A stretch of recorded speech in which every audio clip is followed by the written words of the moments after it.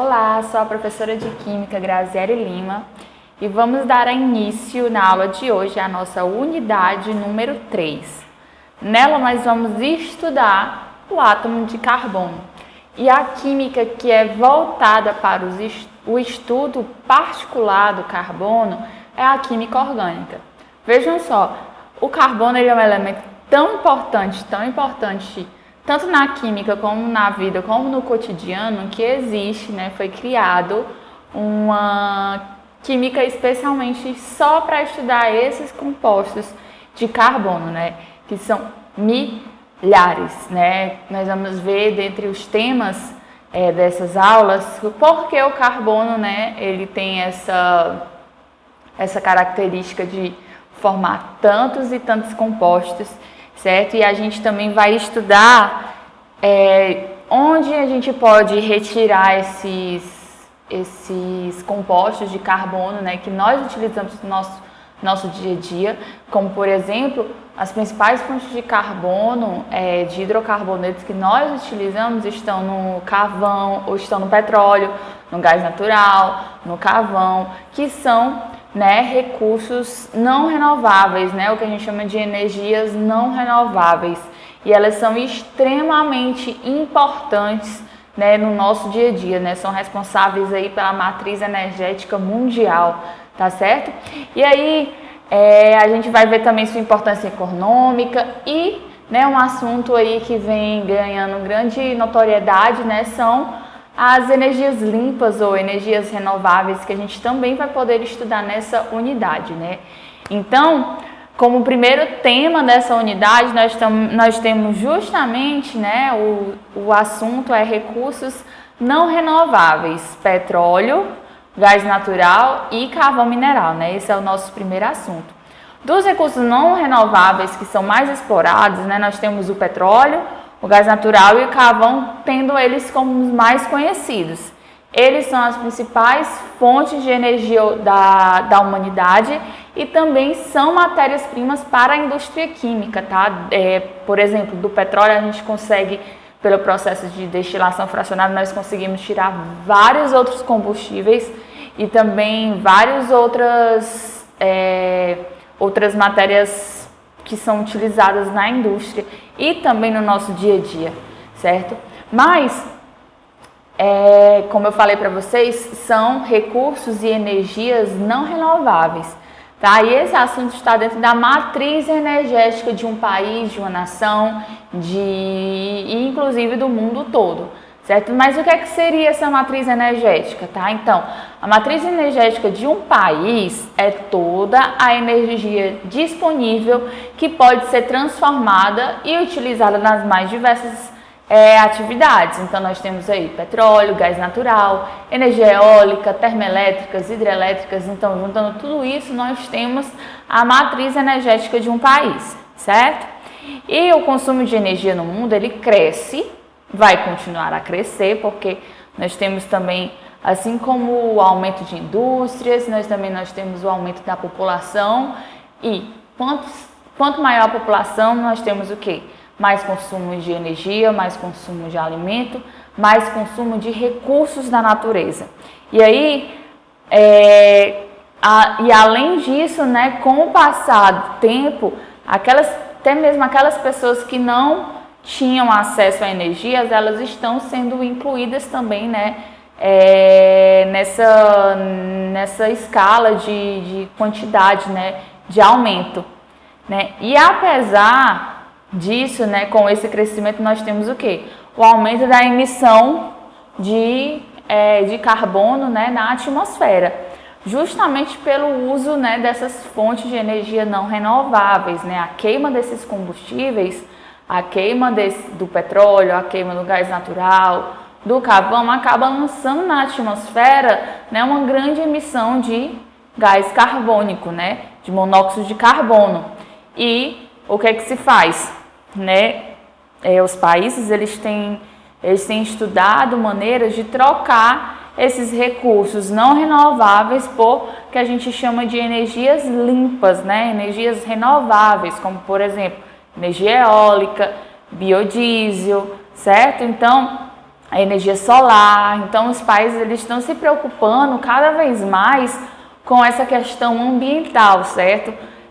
A crise climática ela vem agravando muito as temperaturas e as condições do mundo de várias regiões, né? Já tem sentido esses impactos, né? E uma das formas de você conseguir estagnar essa bomba que o planeta tem se tornado é justamente controlar, né, desmatamento e controlar emissões de carbono na atmosfera, tá? Mas mesmo assim, mesmo com toda essa preocupação, né, os combustíveis fósseis vão continuar aí dominando o setor global até por volta de 2040, né? Então, carvão, gás natural, petróleo, eles correspondem por mais de 80% do consumo de energia do mundo, né? Segundo a Resenha Energética Brasileira, que foi realizada pelo Ministério de Minas e Energias, né? E a participação dessas fontes de energia na matriz energética vai diminuindo, está diminuindo lentamente. Porém, né, estima-se que em 2035 os combustíveis fósseis respondam ainda por 75% do consumo de energia, ou seja, uma redução aí de 5%, né? Já a participação, falando especificamente, por exemplo, do petróleo na matriz energética mundial, corresponde a cerca de 32%. E que a sua participação em 2035 caia para 27%. Isso com a participação maior de energias, como eu falei para vocês, a participação cada vez mais das energias renováveis, né? E aí nós temos, no slide número 3, nós temos aí a contribuição dos diferentes recursos na matriz energética mundial atualmente, né? E o que se estima-se para 2035, certo? Então nós temos aí cerca de 12% de energias renováveis, energia nuclear, cerca de 5%, isso mundialmente, tá? Gás natural nós temos um pouco mais de 20%, petróleo, como eu falei para vocês, por volta de 32%, e o carvão aí por volta de 27%. Então isso daqui é a matriz energética mundial, são os tipos de energia que estão responsáveis por mover, entre aspas, né, por mover o mundo, tá? Por fornecer energia para as diferentes atividades do homem ao redor do mundo. Vale salientar que nessas energias renováveis aqui nós temos todas aquelas que nós possamos considerar como energias limpas, tá? Eólica, solar, biodiesel, então nós temos aqui dentro aqui dessas energias renováveis, tá? E o que é que a gente espera, o que é que se espera, né, em 2035? Vocês estão vendo aí que nós temos um aumento da utilização de energias renováveis e um pouco da energia nuclear e a diminuição da utilização de recursos não renováveis, né? O gás, o petróleo e o carvão, eles apresentam uma ligeira queda, né? E um aumento aí considerável até da utilização de energias renováveis, tá? Mas vale salientar que quando a gente olha a matriz energética brasileira, a gente já vê um comportamento bem diferente daquele que existe no mundo, né? No Brasil, a participação de fontes renováveis, ela é muito significativa e ela é até mesmo maior do que a que é utilizada, do que o próprio petróleo. Justamente porque nesse estudo, né, eles colocam como dentro das energias renováveis, eles colocam também as hidrelétricas. E vocês já sabem, né, vocês sabem que o Brasil tem uma forte contribuição, né, das hidrelétricas. Nós temos várias hidrelétricas espalhadas por todo o país, que em diferentes regiões, né, elas fornecem e alimentam várias cidades, várias megacidades, né? E vocês podem ver aí que quase 45% de toda a energia que é utilizada no Brasil é proveniente de energias renováveis. Isso é bem interessante, né? E também nós temos percebendo aí um aumento bastante, principalmente no Nordeste, da utilização de energias renováveis, como energia eólica e a energia solar, tá? Então, no Nordeste também tem essa grande força, né, de produção de energia, tá? Já como é que fica a participação dos recursos não renováveis, né? Nós temos aí a participação do carvão, do petróleo e do gás. Nós vemos que timidamente o carvão participa, né, um pouco mais de 5%, o gás natural também, quando se comparado com o mundo, né, também tem uma baixa participação, mas o petróleo, ele apresenta uma participação bem considerável e parecida, né, como é no decorrer, como é com o mundo, né, mais de, aqui no caso, quase 40%, né, então também tem uma grande participação, né, na matriz energética brasileira, tá? E o petróleo, né, nós vamos agora falar sobre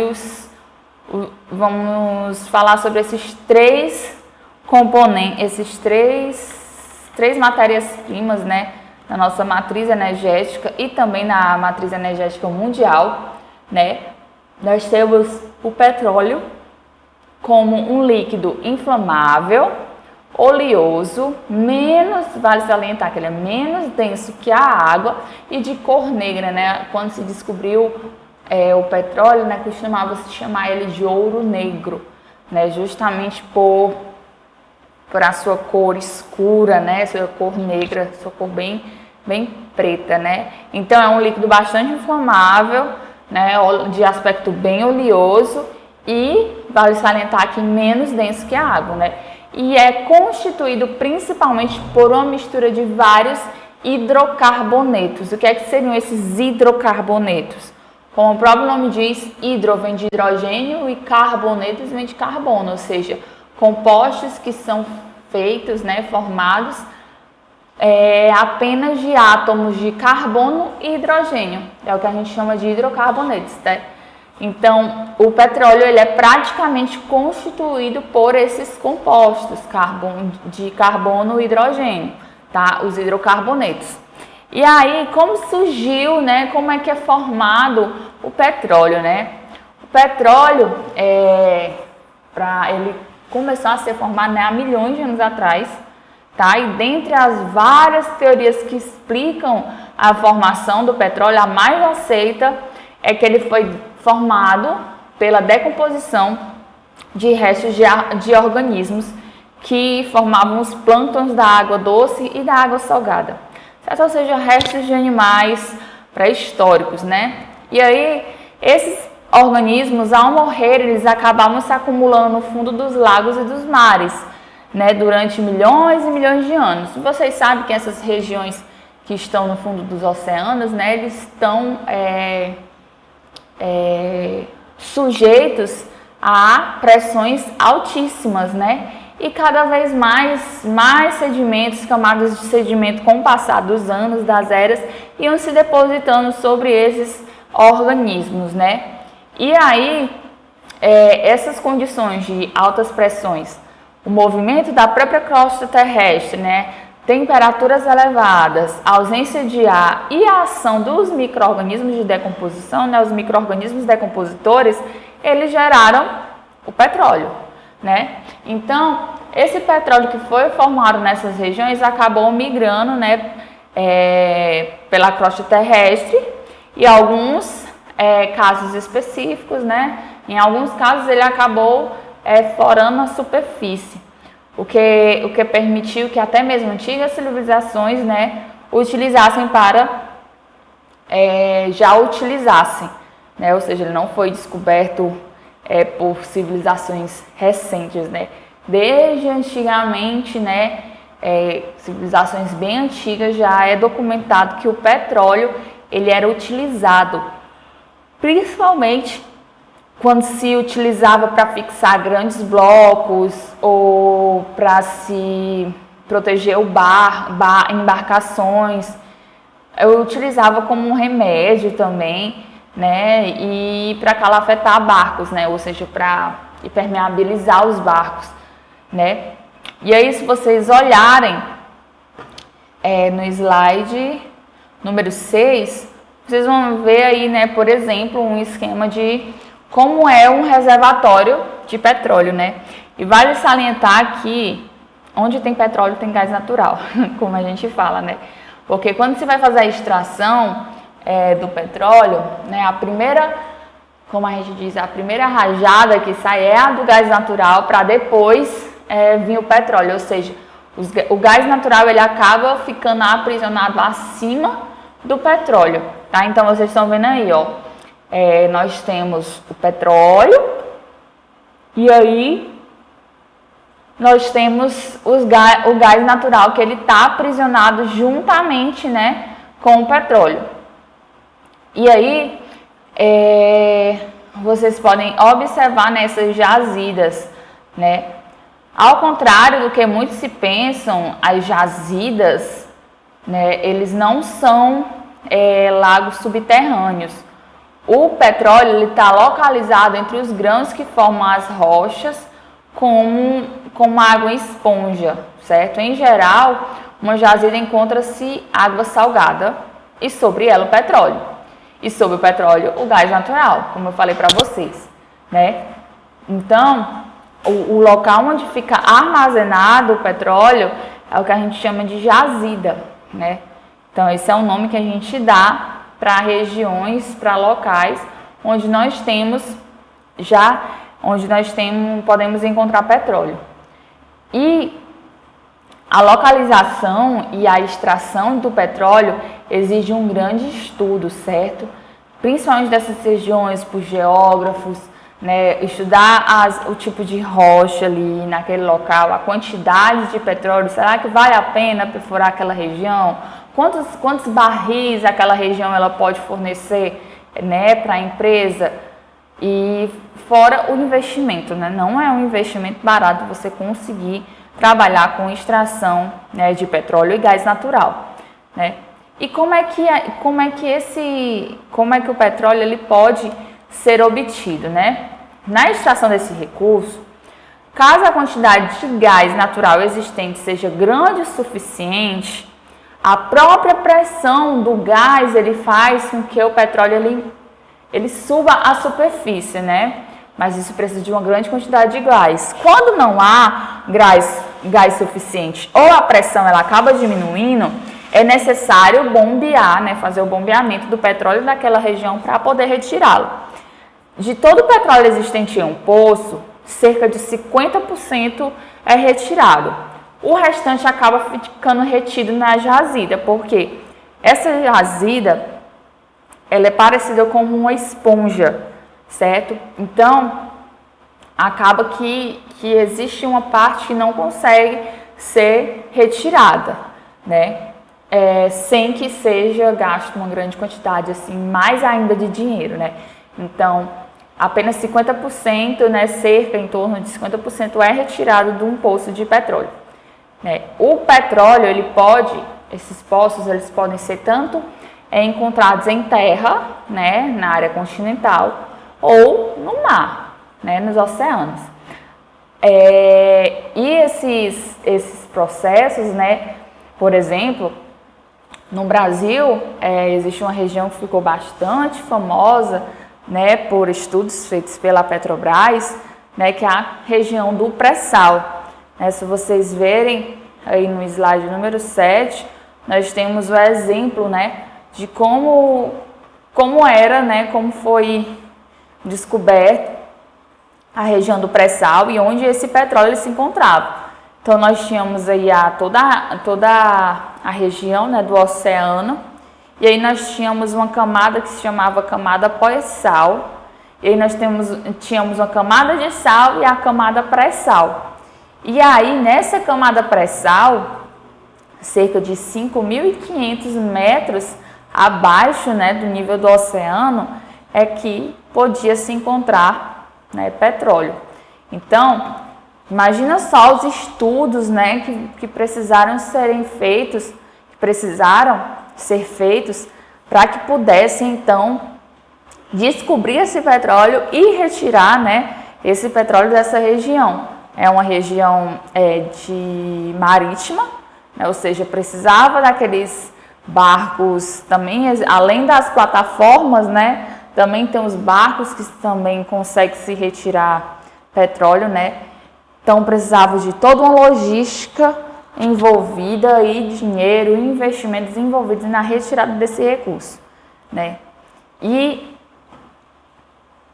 vocês podem ver aí, né, como é o esquema da região, né, do pré-sal.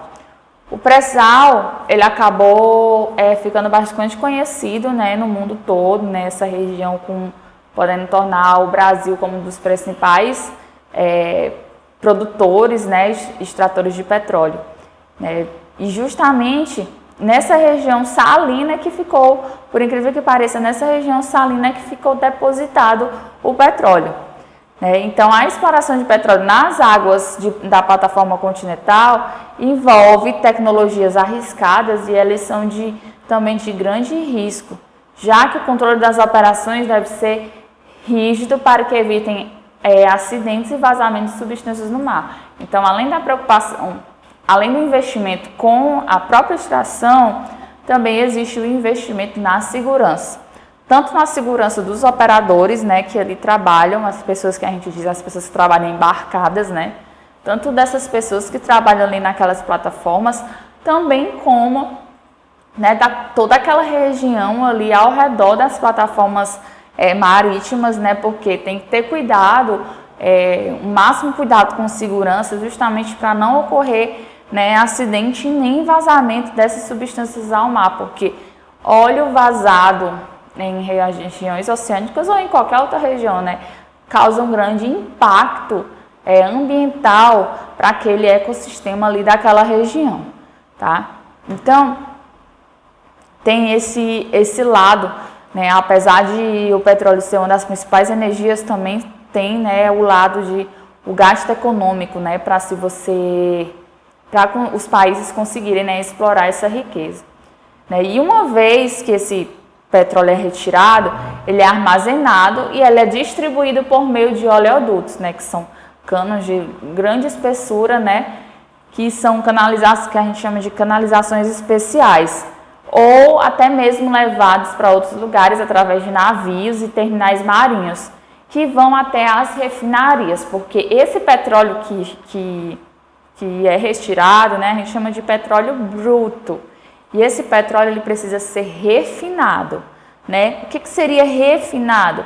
Refinar o petróleo seria fracioná-lo em porções que possam ser utilizadas pelo homem, tá? É nessa parte aqui que entra a química do petróleo, tá? Nessa parte do refinamento, nessa parte do fracionamento do petróleo, porque a partir do fracionamento do petróleo é o que a gente consegue obter gás liquefeito de petróleo, gasolina, querosene de aviação, diesel, óleo combustível, asfalto. Olha só o tanto de coisas que a gente consegue retirar, né, e aproveitar do petróleo.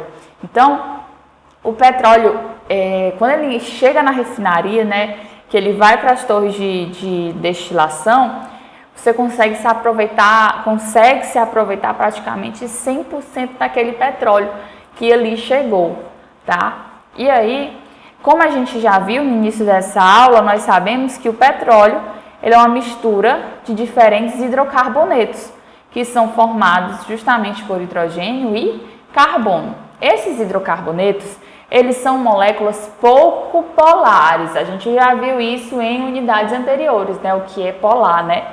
Então, essas moléculas, elas são pouco polares. Se elas são pouco polares, elas são solúveis ou insolúveis em água? A gente sabe que a água é polar, né? Então, se o petróleo é formado por moléculas apolares, então o petróleo ele não vai se dissolver, não vai solubilizar na água. Então, aqui a gente já sabe que o petróleo ele é totalmente insolúvel em água.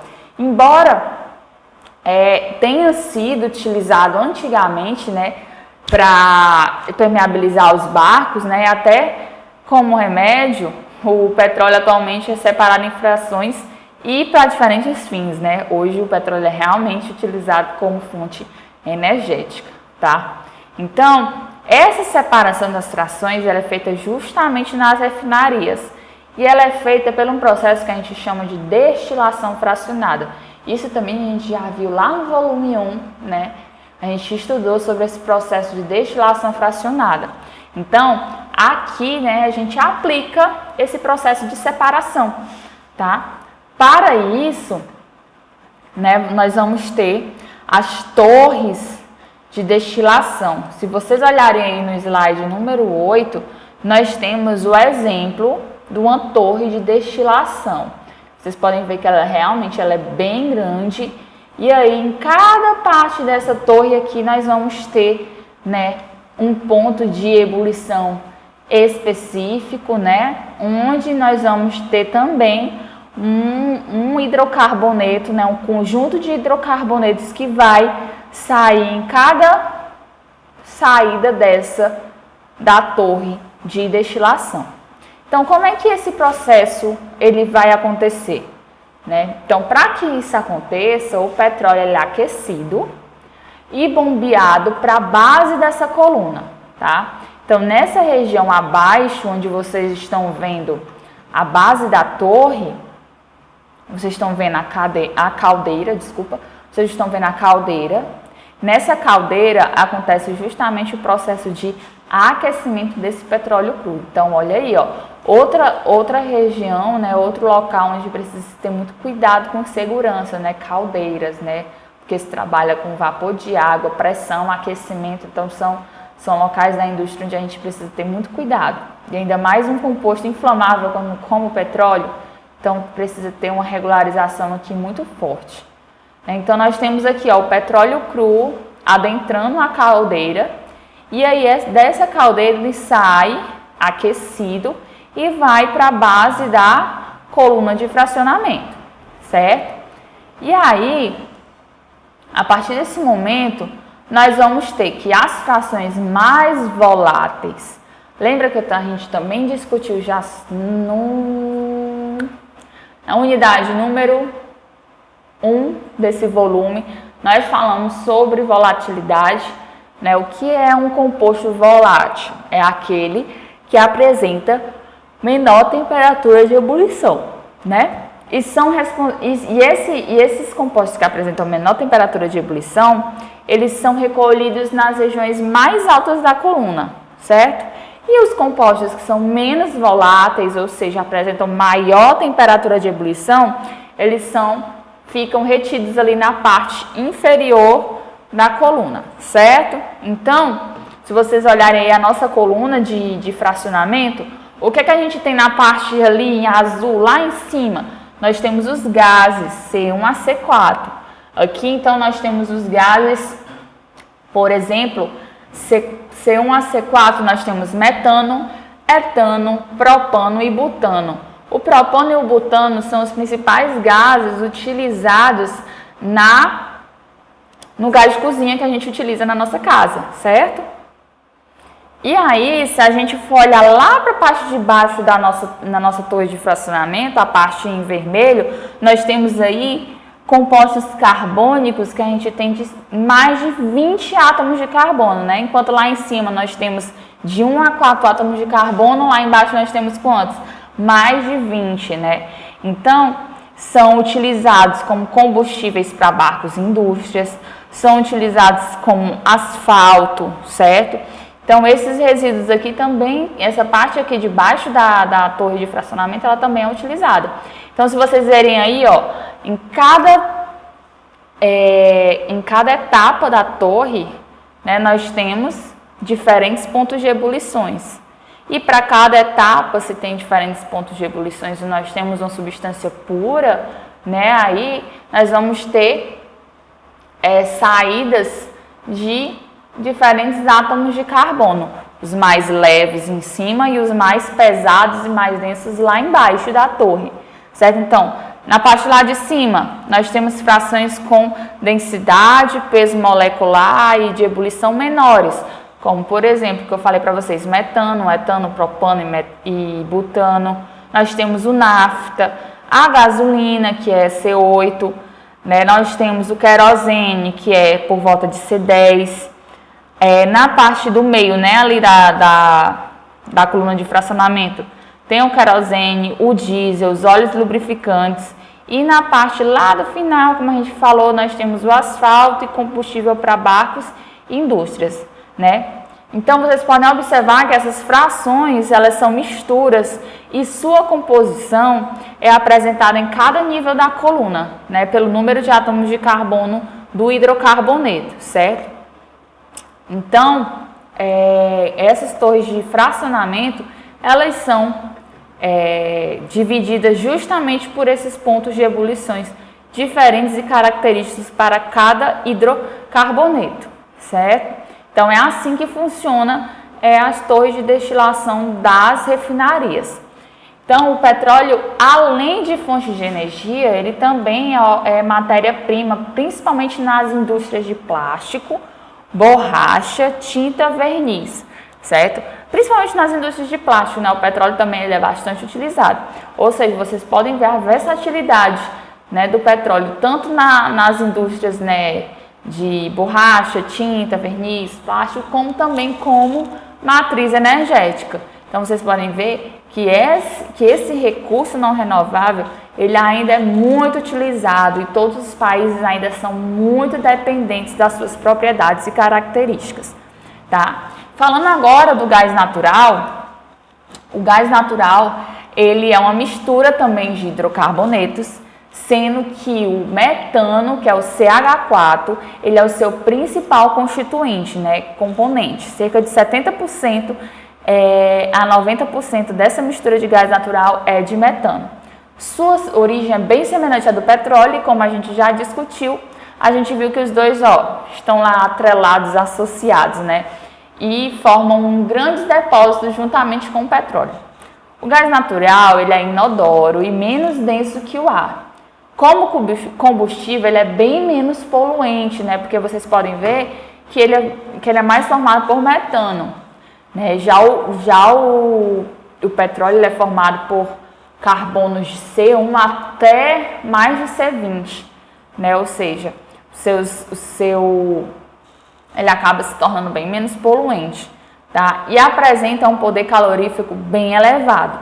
É também utilizado nas próprias indústrias petroquímicas e utilizado também como na indústria de fertilizante.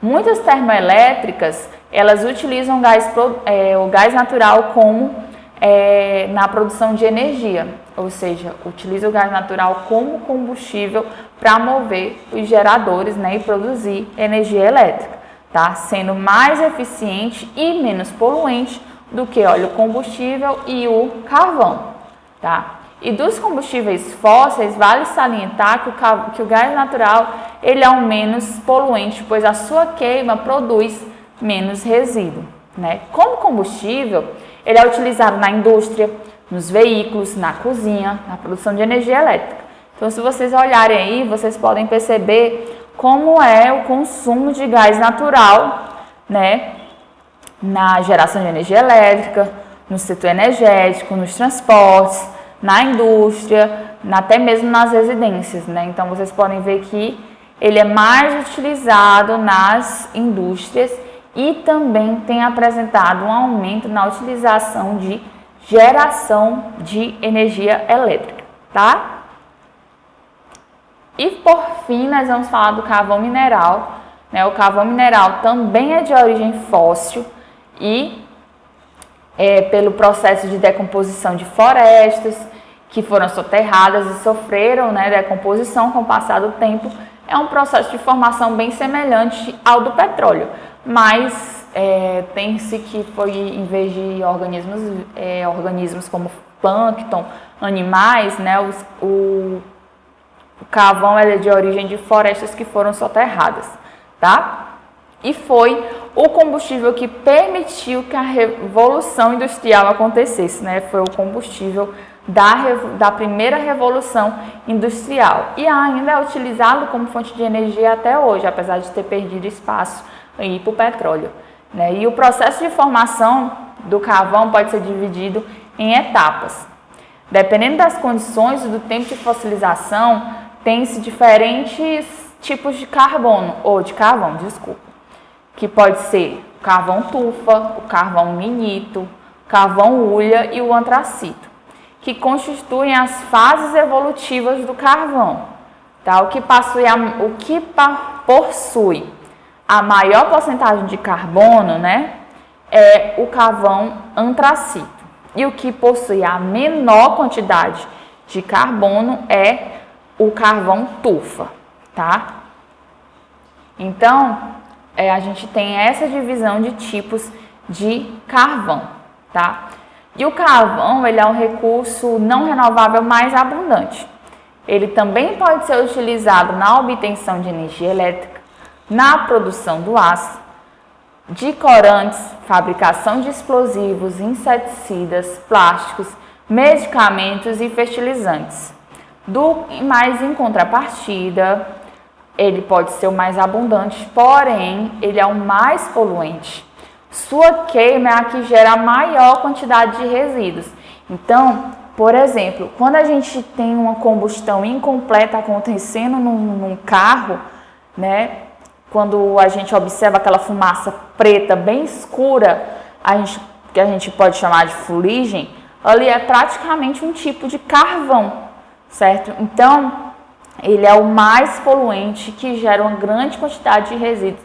Então, ele faz muito mal, né, à saúde, tanto de quem inala, como à saúde do próprio planeta, certo? Então, atualmente, há vários estudos e muitos testes em andamento para fazer com que essa queima de carvão ocorra de uma forma mais limpa, ocorra de uma forma mais completa, sem gerar tantos resíduos, até porque ele é um dos recursos não renováveis que se encontra em mais abundância e também com mais facilidade, tá? Então, esse é o tema da aula de hoje, né? Esse é o assunto da aula de hoje.